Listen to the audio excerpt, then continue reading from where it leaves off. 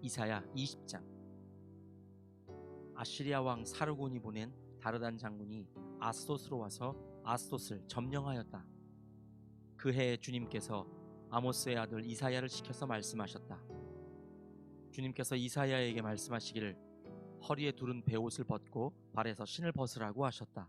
그래서 이사야는 말씀대로 옷을 벗고 맨발로 다녔다. 그때 주님께서 말씀하셨다. 나의 종 이사야가 3년 동안 벗은 몸과 맨발로 다니면서 이집트와 에티오피아에게 표징과 징조가 된 것처럼 아시리아 왕이 이집트에서 잡은 포로와 에티오피아에서 잡은 포로를 젊은이나 늙은이 할 것 없이 모두 벗은 몸과 맨발로 끌고 갈 것이니 이집트 사람이 수치스럽게도 그들의 엉덩이까지 드러낸 채로 끌려갈 것이다. 그리하여 에티오피아를 의지하던 자들과 이집트를 그들의 자랑으로 여기던 자들이 두려워하고 부끄러워할 것이다. 그날이 오면 이 해변에 사는 백성이 이렇게 말할 것이다. 우리가 의지하던 나라 아시리아 왕에게서 구해달라고 우리를 살려달라고 도움을 청한 나라가 이렇게 되었으니 이제 우리가 어디로 피해야 한단 말이냐. 이사야 21장. 이것은 해변 광야를 두고 하신 엄한 경고의 말씀이다. 남쪽 광야에서 불어오는 회오리 바람처럼 침략자가 광야에서 쳐들어온다. 저 무서운 땅에서 몰아쳐온다. 나는 끔찍한 계시를 보았다. 배신하는 자가 배신하고 파괴하는 자가 파괴한다. 엘라마 공격하여라. 메대야 애워싸거라. 내가 바빌론의 횡포를 그치게 하고 억압받는 사람들의 탄식 소리를 그치게 하겠다. 그러자 나는 허리가 끊어지는 것처럼 아팠다. 아기를 낳는 산모의 고통이 이런 것일까? 온몸이 견딜 수 없이 아팠다. 그 말씀을 듣고 귀가 멀었으며 그 광경을 보고 눈이 멀었다. 나의 마음은 갈피를 잡지 못하고 공포의 진리를 떨었다. 내가 그처럼 보고 싶어한 희망찬 새벽빛은 도리어 나를 무서워 떨게 하였다. 내가 보니 사람들이 잔치상을 차려놓고 방석을 깔고 앉아서 먹고 마신다. 갑자기 누가 명령한다. 너희 지휘관들아 일어나거라. 방패를 들어라. 주님께서 나에게 이렇게 말씀하셨다. 너는 가서 파수꾼을 세우고 그가 보는 대로 보고하라고 하여라. 기마병과 함께 오는 병거를 보거나 나귀나 낙타를 탄 사람이 나타나면 주의하여 살펴보라고 하여라. 파수꾼이 외친다. 지휘관님, 제가 온종일 망대 위에 서 있었습니다. 밤새 경계 구역을 계속 지키고 있었습니다. 그런데 갑자기 병거가 몰려오고 기마병이 무리를 지어온다. 누가 소리친다. 바빌론이 함락되었다. 바빌론이 함락되었다. 조각한 신상들이 모두 땅에 떨어져서 박살났다. 아, 짓밟히던 나의 결의여, 타작마당에서 으깨지던 나의 동포여, 이스라엘의 하나님 만군의 주님께서 나에게 말씀하신 것을 이렇게 내가 그대들에게 전한다. 이것은 두말을 두고 하신 엄한 경고의 말씀이다. 세일에서 누가 나를 부른다. 파수꾼아, 밤이 얼마나 지났느냐. 파수꾼아, 날이 새려면 얼마나 더 남았느냐. 파수꾼이 대답한다. 아침이 곧 온다. 그러나 또다시 밤이 온다. 묻고 싶거든 물어보아라. 다시 와서 물어보아라. 이것은 아라비아를 두고 하신 엄한 경고의 말씀이다.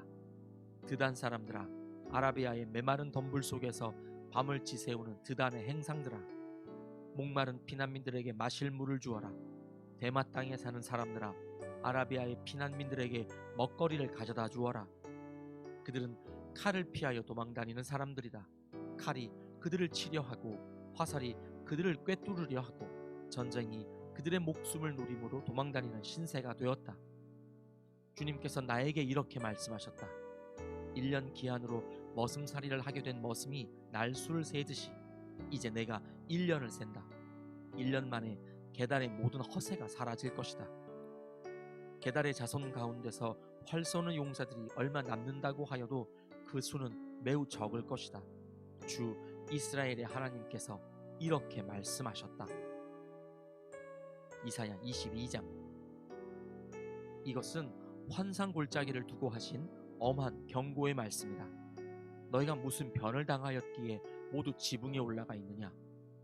폭동으로 가득 찬 성읍, 시끄러움과 소동으로 가득 찬 도성아, 이번 전쟁에 죽은 사람들은 칼을 맞아 죽은 것도 아니고 싸우다가 죽은 것도 아니다. 너희 지도자들은 다 도망치기에 바빴고 활도 한 번 쏘아보지 못하고 사로잡혔다. 사로잡힌 너희들도 아직 적군이 멀리 있는데도 지레 겁을 먹고 도망가다가 붙잡혀서 포로가 되었다. 그러므로 내가 통곡한다. 다들 비켜라. 혼자서 통곡할 터이니 나를 내버려 두어라. 내 딸, 내 백성이 망하였다고 나를 위로하려고 애쓰지 말아라. 주 만군의 하나님께서 친히 환상골짜기에 혼란과 학대와 소란을 일으키시는 날을 이르게 하셨다. 성벽이 헐리고 살려달라고 아우성치는 소리가 산에까지 사무쳤다. 엘람 군대는 화살통을 메고 왔고 기마대와 병거대가 그들과 함께 왔으며 기르 군대는 방패를 들고 왔다. 너의 기름진 골짜기들은 병거 부대의 주둔지가 되었고 예루살렘 성문 앞 광장은 기마 부대의 주둔지가 되었다. 유다의 방어선이 뚫렸다. 그때 너희는 숲을 궁에 있는 무기를 꺼내오고 다윗 성에 뚫린 곳이 많은 것을 보았고 아랫못에는 물을 저장하였다. 예루살렘에 있는 집에 수를 세워보고는 덜어는 허물어다가 뚫린 성벽을 막았다. 또한 옛못에 물을 대려고 두 성벽 사이에 저수지를 만들기도 하였다. 그러나 너희는 일이 이렇게 되도록 하신 분을 의지하지 않고 이 일을 옛적부터 계획하신 분에게는 관심도 없었다. 그날에 주 만군의 하나님께서 너희에게 통곡하고 슬피 울라고 하셨다. 머리털을 밀고 상복을 몸에 두르라고 하셨다. 그런데 너희가 어떻게 하였느냐? 너희는 오히려 흥청망청 소를 잡고 양을 잡고 고기를 먹고 포도주를 마시며 내일 죽을 것이니 오늘은 먹고 마시자 하였다. 그래서 만군의 주님께서 나의 귀에 대고 말씀하셨다. 이 죄는 너희가 죽기까지 용서받지 못한다. 주 만군의 하나님께서 이렇게 말씀하셨다. 주 만군의 하나님께서 이렇게 말씀하신다. 너는 궁중의 일을 책임진 총책임자 셈나에게 가서 나의 말을 전하여라.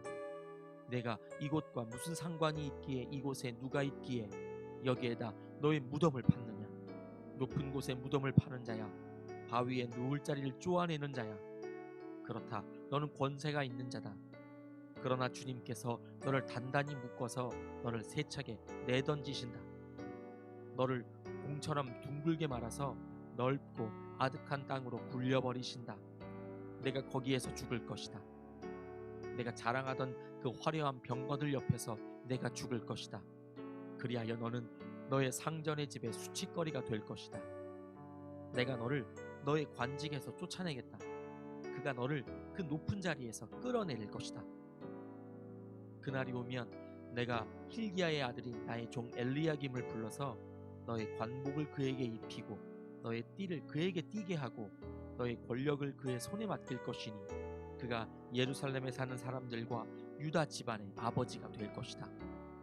내가 또 다윗 집의 열쇠를 그의 어깨에 둘 것이니 그가 열면 닫을 자가 없고 그가 닫으면 열 자가 없을 것이다. 단단한 곳에 잘 박힌 못같이 내가 그를 견고하게 하겠으니 그가 가문의 영예를 빛낼 것이다. 그의 가문의 영광이 그에게 걸릴 것이다. 종지에서 항아리에 이르기까지 모든 작은 그릇들과 같은 그 자손과 족속의 영광이 모두 그에게 걸릴 것이다. 만군의 주님의 말씀이다. 그날이 오면 단단한 곳에 잘 박힌 못이 삭아서 부러져 떨어질 것이니 그 위에 걸어둔 것들이 산산조각이 날 것이다. 이것은 주님께서 하신 말씀이다. 아멘.